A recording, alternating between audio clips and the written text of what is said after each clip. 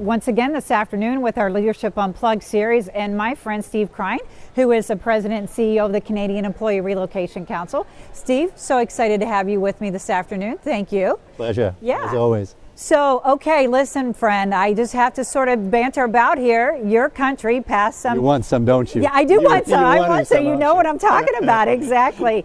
Yeah, so what you have and what our host city, our host state have is legal marijuana. Yeah. So, wow, how about that? Well, everybody's high in Toronto. Everybody's high into, that's right, that's right. And I got pulled into secondary when I was coming through customs this afternoon. Hey, so coming into the States? Yeah, so see, they think you're bringing it in. That's right. They're onto you. The dog sniffed you out. Yeah. All right. Perhaps. Yeah, there you go. Well, you know what? Let's play a little bit with that because, all right, do you think the fact that, first off, you have very favorable immigration positions, right? That's a fact, yeah. As your country. Now you've done this. I'm teasing off of that a little bit, but what do you think is going to happen with mobility? Do you think this is going to create an environment for more people to make Canada a more attractive place? And I'm not talking because of the pot, I'm talking the immigration, but obviously the pot's a little nice thing.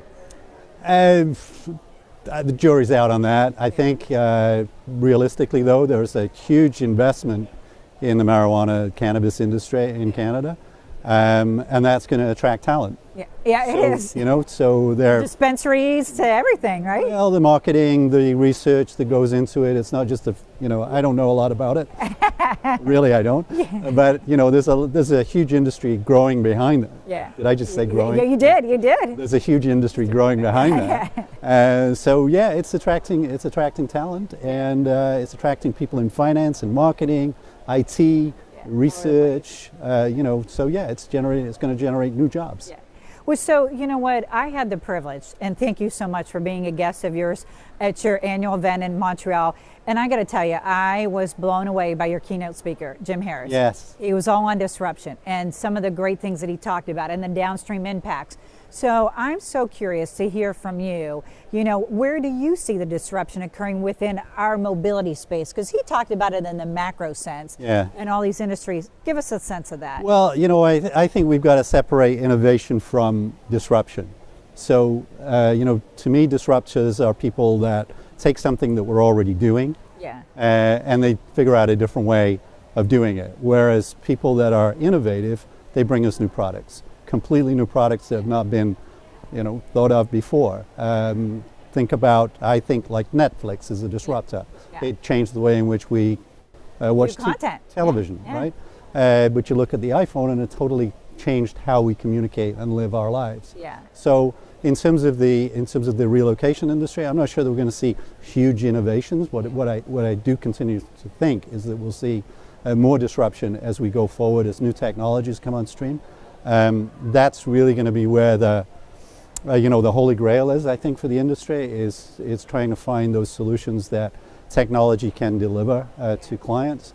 And it's not just about the technology that enables the individual to have a better relocation experience. I think it's, at the end of the day, it's enabling companies to make the right decisions in terms of, okay, what's the likelihood of success in terms of us moving this particular individual into this location? What are the supports going to be needed in order to make that a success? And I think, the more that our service partners in the industry can find ways to find those solutions, I think that's what's going to drive. I think that's what's going to drive our industry a lot.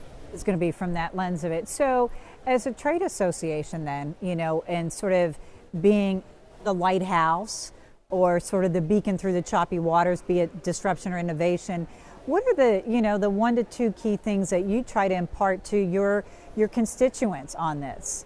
Well, the one thing that we've continuously done, and you guys do it too, right here. I mean, we work in the same space, and we've got the same members and the same struggles and challenges. I think part of our goal is to continue to send the message about the importance of mobility to business success, and it's getting that, it's getting mobility being recognized as a strategic business driver. You get the right people in the right place, to make those decisions and make money for your organization. I think you heard me say at our conference in Montreal, and this was a quote from one of our members, and it struck me as really, this was a really powerful statement, and that is that we move the people that move the world. Yeah. You know, Yeah. we really, really do. Yeah. And you know, the more that we can not sell, but you know, Yeah. communicate that message, then the stronger our industry is going to be. Yeah, I do. I love that quote, and I think that's a perfect way to wrap our time here this afternoon. We move the people that move the world. Correct. Yeah, Yeah. awesome. Thank Yeah. you so much, Steve. Lovely to be Appreciate with it. you, Yeah, Peggy. appreciate it, buddy. Yep.